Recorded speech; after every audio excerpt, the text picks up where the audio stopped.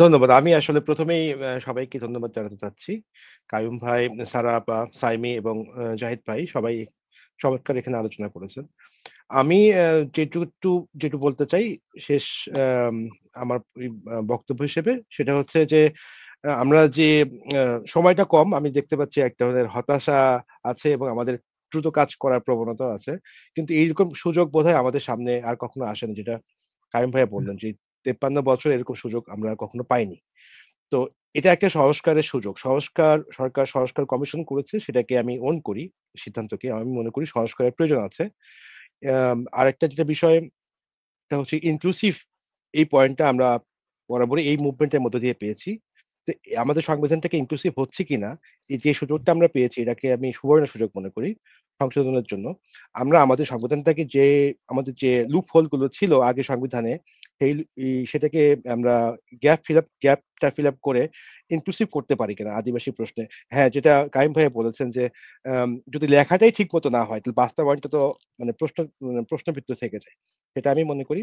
পাশাপাশি আমি মনে করি যে প্রক্রিয়াটা কায়েম ভাই বলেছেন, উনার ইন্টারভিউ এ বলেছেন 'প্রথম আলোতে' গত কয়েকদিন আগে এবং আজকেও বললেন।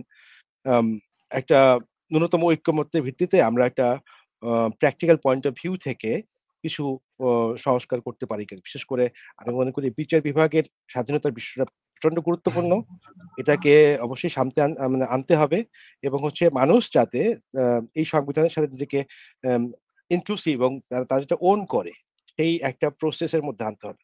যে মানে এই বর্তমান যে কমিশন কাজ করছে, আমরা দেখতে পাচ্ছি যে অনেকগুলো কাজে অস্বচ্ছতা আছে। কিভাবে হচ্ছে আলোচনাগুলো, কেমন হচ্ছে এই বিতর্কগুলো মানুষের মাঝে নাই।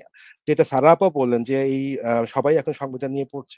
তাহলে এই যে কমিশন গুলো কাজ করছে তারা কিভাবে কাজ করছে? এই ডিবেট গুলো সমাজের মধ্যে নিয়ে যাওয়া, মানুষকে তার অধিকার সম্পর্কে সচেতন করা।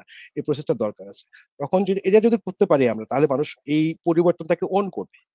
সেটাকে আমি খুব গুরুত্বপূর্ণ মনে করি। মানুষকে এই পরিবর্তনের প্রক্রিয়ার সাথে যুক্ত করা। এখানে আমি কিছুটা অস্বচ্ছতা এবং তাড়াহুড়া করে এর আগে আমাদের সংবিধান হয়েছে যেটা ৭২ সালে ৩ মাস ৬ মাসে আমরা সংবিধান করে ফেলছি। এটা আমরা খুবই বাহবা দেই। কিন্তু এই যে ওখানে কিন্তু আলোচনা হয়নি। এর ৯৮ টা সংস্কার প্রস্তাব মানুষ পাঠিয়েছে ওই স্বল্প সময়ের মধ্যে। এগুলোকে কি কনসিডার করা হয়েছে কি হয়নি সেটা আমরা জানি না। সেই কারণে মানুষ সংবিধানকে ওন করে না। তো এই মিস্টেকটা আমাদের যাতে এবার না হয়, অন্তত এইটুকু আমরা শুরু করি। তাড়াহুড়া করে আমরা কিছু অর্জন করতে পারব না। এটা একটা ব্যাপক আলোচনার বিষয়। একটু হোক আলোচনা। এই সুযোগ আমরা পাবো রাইট। না। আমার সেটাই আপিল। জি। ধন্যবাদ।